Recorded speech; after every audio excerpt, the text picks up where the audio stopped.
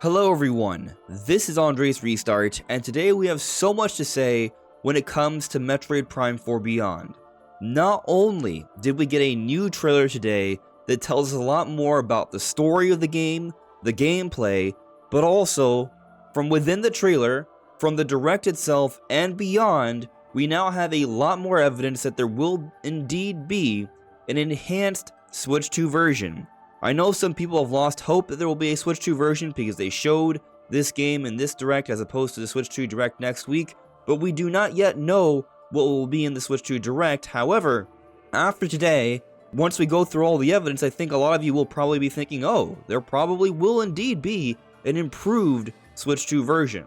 So there's a lot of things to be excited about today when it comes to Metroid Prime 4 Beyond, so that's what we're getting into. But before going forward, let me take this moment to point out that I am aiming to reach 50,000 subscribers by the time the Switch 2 launches. So if you find yourself enjoying my content, I would appreciate it if you could subscribe and hit that notification bell.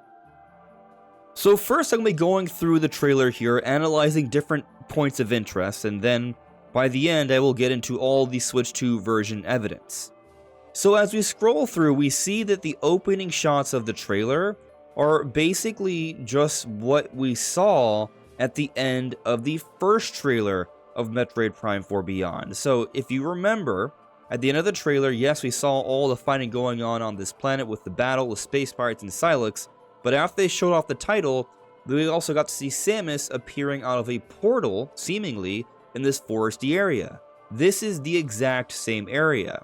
Literally here is the very end of that area that we saw, and we have seen other shots of this as well. We get to see more angles, we get to see the bridge up close. And something I'll point out here about the bridge, you'll notice another light-like source here, very similar to a light-like source where we assume is a portal from the end of the first trailer.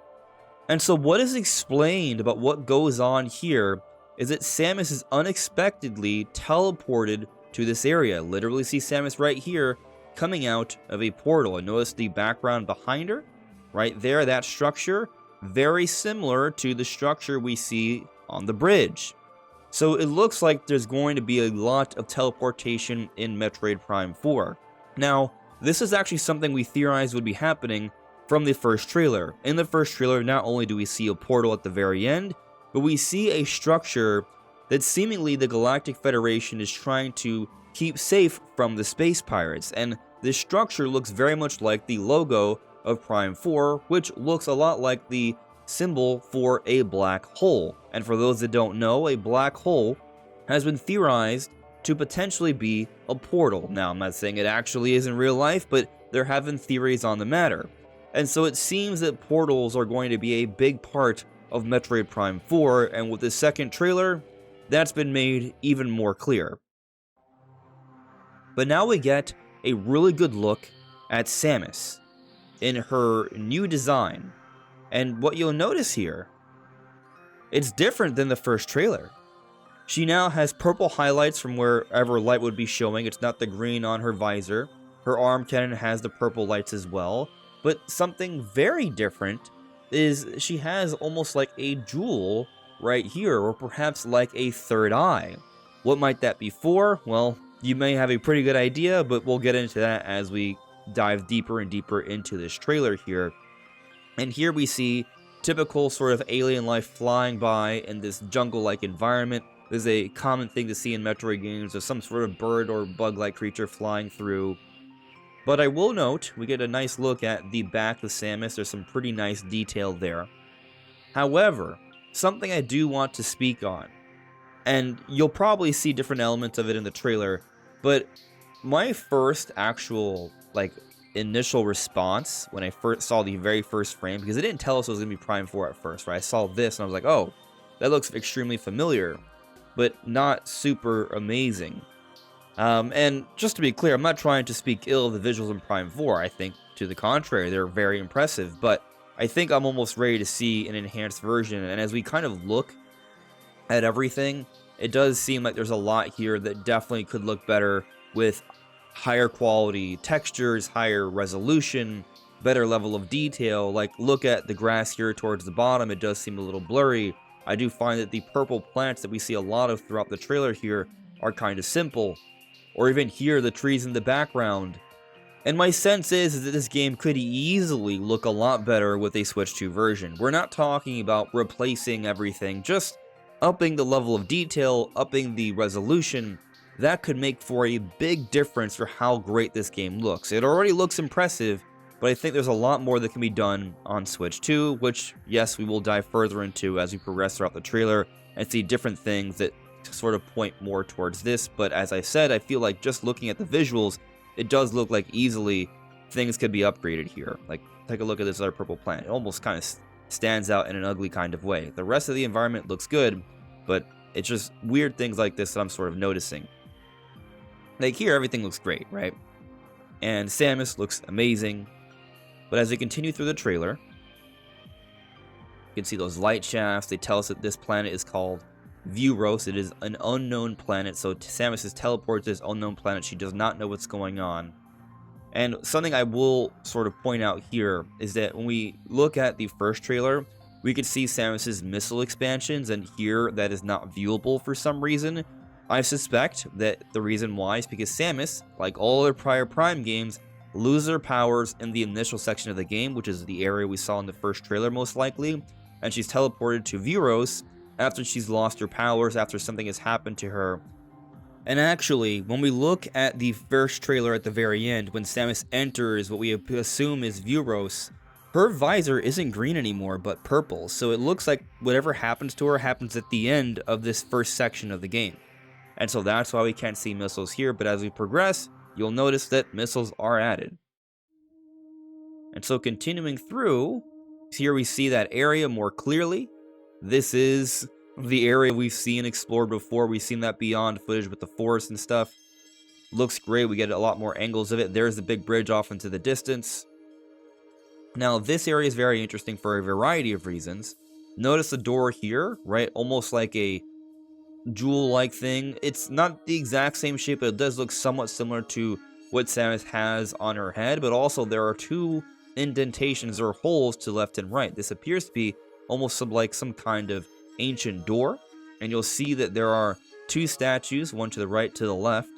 And continuing, you'll see that Samus seamlessly starts scanning, just like she did in the first trailer, except this time, you'll see that her hand to the left is almost making like a connection to her mind as she's scanning this statue. And I think this statue is extremely interesting because here we get to see that it's called an ancient Lamorn sculpture. So could this sculpture be showing off the ancient race of this unknown planet, Viewros? I think so. And also they note here, a receptacle for a psychic mote is built into its forehead. So there's something to this little purple light that goes in there. Continuing through, we now jump to a whole other section where Samus just scans with her mind this door, or this sort of thing that's there. Here they say it's a beetle variant nest, and it can be destroyed with a powerful blow, and that's literally what we see them do next. Boom, charge shot, and it's a purple charge shot, so this is not the same sort of weaponry Samus was using in the first trailer, which we presume to be the beginning of the game, yet here Samus doesn't have missiles. So it seems like something happens that changes Samus's abilities right at the end. She has new abilities or simplified abilities that are depicted with the purple, but you can still destroy things, and I gotta say, this area here looks beautiful with the particles, the lighting. It's just, it's gorgeous to behold, and the music is also wonderful. But now we see a cutscene. So Samus gets deeper and deeper into this unknown planet, and here we see an interesting looking set of enemies here. I think these might be sort of like crazed and demented versions of the Lamorn race of this planet, but they also remind me a little bit of the reptile-like hunters from Brio and Metroid Prime 3 because they have the extra limbs. They're not exactly the same, but there's a similarity there. And we see here, they don't look very intelligent. They look very evil, alien, I'm gonna kill you. But there is a similarity, I think, to the sculptures, which we'll talk more on a bit later. But Samus is taking on these foes. And here we see it's in the scene where we see the piece of technology that's wrapped in the vines here. So there might even be a little bit of an element of an ancient technology or something happens that leads to pieces of technology being in this area. So just keep that in mind. Here we just see a beautiful shot of Samus about to take on these dudes. She looks amazing. We see some gameplay, and here we see actual combat, and yet Samus still doesn't have access to her missiles. So again, I think this is still clearly an early area, and she takes them down pretty easily, it looks like. Just takes like 4 or 5 shots to finish off these guys. We're just getting the purple energy pickup, which is just 10 life, so yeah, this is early on stuff. But here we see some evil plant life that's aggressive. It's going, maybe it's not evil, but it's definitely aggressive, and it's taking us on.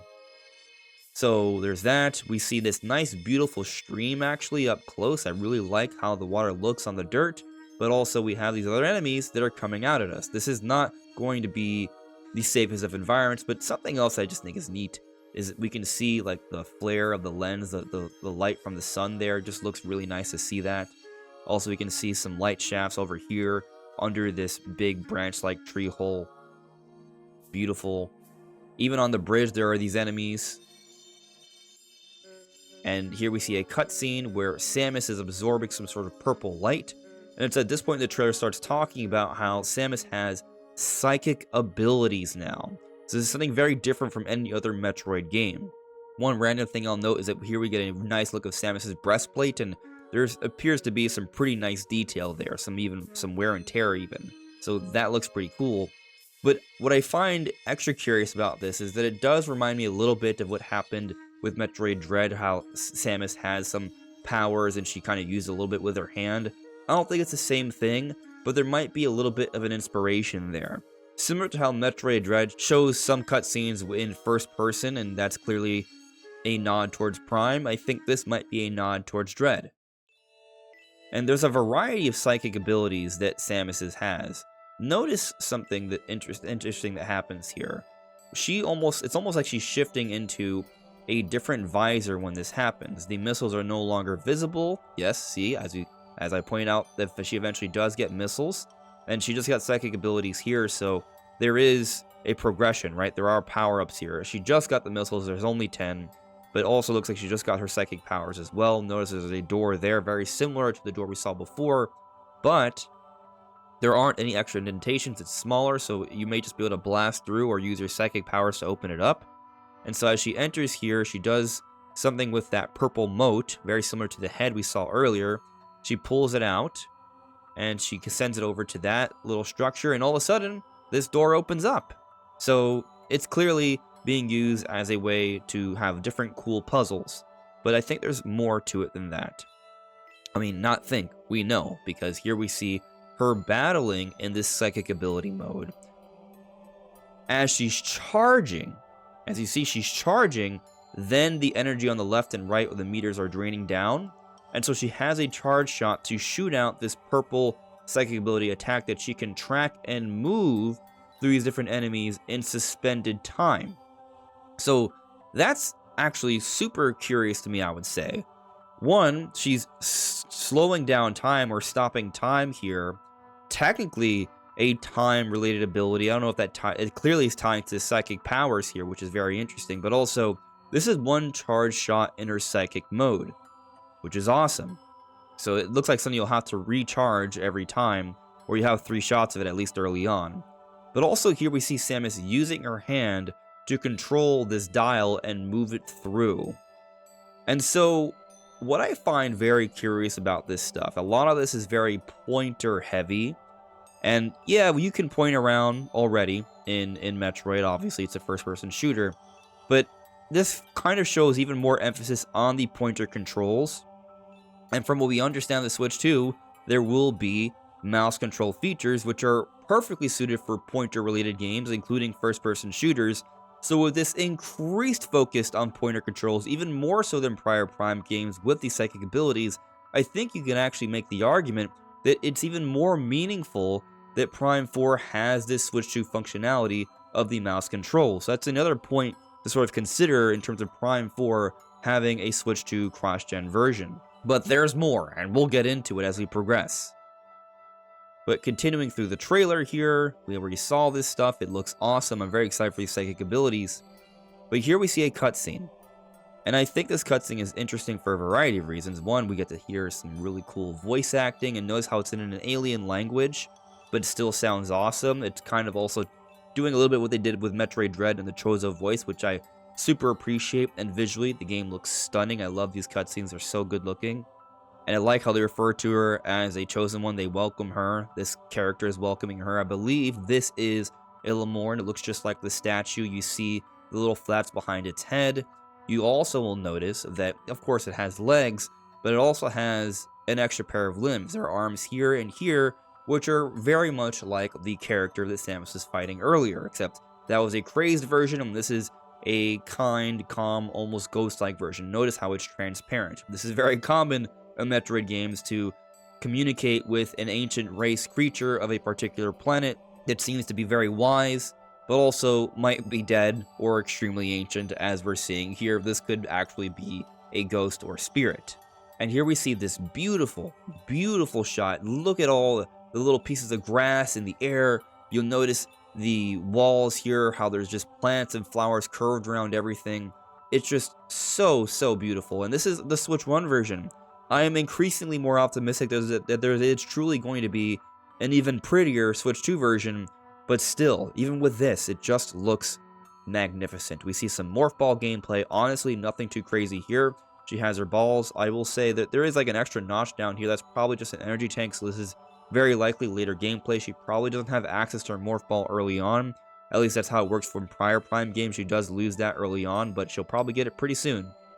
So, not too concerned about that. Here's another example of the pointer controls of the psychic abilities. She is tracing a circle. Why would they place so much emphasis on pointing and aiming around like this? It almost seems like they might have been designing Prime 4 with increased pointer controls in mind, perhaps for, yes, the Switch 2, which might also imply that they were developing Metroid Prime 4 in mind, not just for Switch 1, but also Switch 2, which might mean when we look at all the visual stuff and how I talk about how it does feel like there could be a higher level of detail, higher resolution, better draw distance in areas, it's because it can, and it's already prepared. It's just not being shown because it's not capable on the Switch 1 version. Here we see another beautiful cutscene. It just, oh, you see how the light shines on Samus. It just looks so cool. And here it almost looks like there may have been a boss fight of some kind. It's a giant room with a flower in the middle. I think there's probably something to that. Notice this giant robot here. Maybe that's where those Planet Robot rumors are coming from. Probably not. That's a joke. But it's another example of technology, like futuristic technology, perhaps even from the Federation Force, that's trapped in this overgrown jungle with vines and branches curving all around it. So there could be something to this. And, I mean, I absolutely do. They talk about, in this trailer, how there is elements of time and space here. And so when we're talking about going through portals, right, it's not just about space, but also time. Something we also theorized from the prior first trailer. And so it may be the case that when Samus teleports, it's not just about traveling to a different planet, but rather a different time. And it might even be the case that the planet we are on in the first trailer is the same planet in the second trailer, just a very different time period, perhaps far into the future or the past. This is possible, or it could simply be just a totally different location, but there is a history here that's being depicted, which I still find to be very interesting. Now, this next scene is pretty cool because it actually is showing a Mochtroid. Notice the one nucleus, right, not the three. This is the same room that we are in at the end of the Prime 4 trailer when Salix comes in and we see Samus do her role. You can see that this is the green room broken in. We can see the space pirate ships in the sky here. And so clearly something's going on. There's more to this cutscene. Mochtroids are doing some sort of damage. And notice the nucleus, how it looks, that red, brainy sort of look. And then here in this next shot, I can't even tell what this is, to be honest with you. It's something organic. But we can see that Mochtroid nucleus, even with the blue, appearing here on whatever this is. So, and as you zoom out, it might be a space pirate, potentially. Because then the next thing we see is a space pirate up close. kind of gruesome, but in a cool good way. But now we see a boss fight. We actually saw the room of this earlier, right? Notice how I talked about there was a room that seemed like there was a boss fight in. This is clearly it, I would say. You can clearly probably aim at this vine here to strike it down. Like, it's very similar to actually the boss in Metroid Dread, where you could aim at the tail as well. But this thing is a plant, which also reminds me of Flagra. It even has like these different spikes that shoots out at you. But notice that it has this big nucleus thing, almost like a giant chunk of Mochtroid actually embedded into it, kind of like what we saw just a few frames ago. So there could be something to this idea of the Mochtroids powering up different enemies, Metroid-infused enemies. Might even have to do with the next Metroid Prime, as in the next Metroid Prime creature. So that makes a lot of sense to me. We see Samus using her missiles, that's wonderful. Samus here is clearly getting some more psychic ability power-ups. There's going to be a lot of that. I'm looking forward to all the different applications. This is cool stuff. Here I really like just the dialogue they show. When they say, "We place our faith in you, chosen one," that's just super cool. Perhaps Nintendo's placing their faith in Metroid, we shall see. But also notice they just say, "coming 2025." And so I think there are two important takeaways from this. One, game has not been delayed. It is still coming out in 2025, so any fears about that, we now have back-to-back trailers. The game is coming out in 2025. I don't think we need to worry anymore. Nintendo probably knows exactly when this game is coming out. They just haven't revealed that to us yet, which brings me to my next point. The fact that they didn't show it here in this second trailer that was a bit more of an expansive trailer, 3+ minutes, they talked about some serious elements in this game. They didn't give us a timetable, just, well, 2025, but not like a season or anything like that. And personally, this leads me to speculate that they're holding off on telling us about this because it might be something that's revealing for what's happening with Switch 2 next week. Because let's say Switch 2 is coming out in May or June, and they were to give this game a release date for May or June. That might be a very big hint for what their plan is here, and they may be saving the surprise for next week. Which brings me to a whole other point about the Nintendo Switch 2 Direct. The Nintendo Switch 2 Direct did not tell us about any first-party Nintendo games with specific release dates for this year, something we needed. They announced 4 first-party games. They showed off 4 Nintendo-published titles: Metroid Prime 4 Beyond, still just the blanket 2025, Legend ZA, still just fall 2025, no specific dates there, and 2 new titles, Rhythm Heaven 2026, and a new Tomodachi Life 2026. So no specific release dates for games in 2025 for Switch 1. I find this to be highly curious.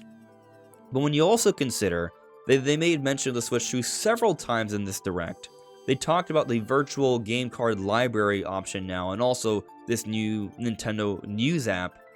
It all feels like preparation for the Switch 2 generation, and this virtual game card thing's opening at the end of April, right before May, when we theorize the console may be coming out. Pun intended there. And so it seems like this overall Direct is really just a teaser, a preparation, a primer, as we discussed a few days ago, for a Switch 2 Direct next week. And here's another interesting thing I'm going to bring up to add further fuel to the fire that there's probably a Switch 2 version of this game. So as we talked about with the game card library, right, here's the Nintendo's website on that stuff. They explained here at the bottom, compatible systems must be linked to a Nintendo account to use virtual game cards. Nintendo Switch 2 exclusive games and Nintendo Switch 2 Edition games can only be loaded on a Nintendo Switch 2 system. So they're talking about how, yes, this game card, virtual game card thing is coming out late April 2025, but it will also be compatible with Switch 2. However, you will only be able to use Switch 2 exclusive games and Switch 2 Edition games on Switch 2. But why is there this need to say Switch 2 Edition when they already talk about Switch 2 exclusive games? Because Switch 2 Edition games are Switch 1 games that are seeing Switch 2 enhancements. So Nintendo already has an official terminology here that they may have inadvertently provided evidence of here with this site for the virtual game cards. And so if this is already planned, we have the big Metroid Prime 4 game. It makes so much sense with the mouse functionality. Clearly there's room for visual improvements here. Historically speaking, a game like this that we've waiting such a long time for, like we did with Twilight Princess and Breath of the Wild, those are also cross-generation titles.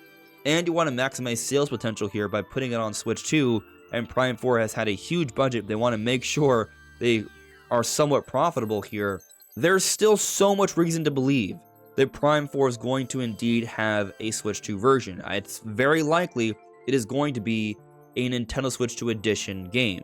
So for those that are perhaps a little unexcited because they fear there won't be a Switch 2 version, I think now more than ever before, we should absolutely be believing that there is a Switch 2 version. Now the question is how enhanced the Switch 2 version will be. We do not know, but perhaps we'll find out next week. But we're not quite done with the trailer. There is another bonus scene here. We see Samus in this structure, actually. Okay, so Samus is still there. She's not reappearing. She's always there, but she's lighting up. And something's spinning around her. It's a really cool-looking, futuristic alien environment. And Samus comes out of it looking pretty different. I want to go back just to see if I can get a good look of how Samus is beforehand. Yeah, if I'm not mistaken, it almost looks like this is a typical Samus, red helmet, orange body. But as we progress, she comes out of this, her suit is upgraded to something that looks so cool. We got the red, we still have the purple psychic highlights, cool shoes, I want those shoes. Might help you with basketball, who knows. Her spinal cord looks so amazing. Like, just, this is a very amazing look to Samus. I don't even think that this is that far off into the game, because we see the original look, we see the purple highlights. Her arm cannon still has the purple power up there, so it doesn't seem like too much has changed on her but the suit. So this might be the next suit upgrade we see for Samus, and my goodness, is it not the most beautiful, sleek, badass thing we've seen? Like, it looks amazing to me. So I'm super excited about this, and the thing about prior Prime games, Samus does upgrade her suit throughout the games multiple times. So this game will be no different, and the designs seem to be just as peak as ever. And that is the end of this Metroid Prime 4 Beyond trailer. I have more confidence than ever before that they are doing so much right with this game. The music is fantastic. There are some unique gameplay things here. The story implications with the history that we're seeing of the Galactic Federation in this planet. The Lamorn race, very Metroid. This is all very Metroid. What we see with the environments and the minimap all still looks very Metroid.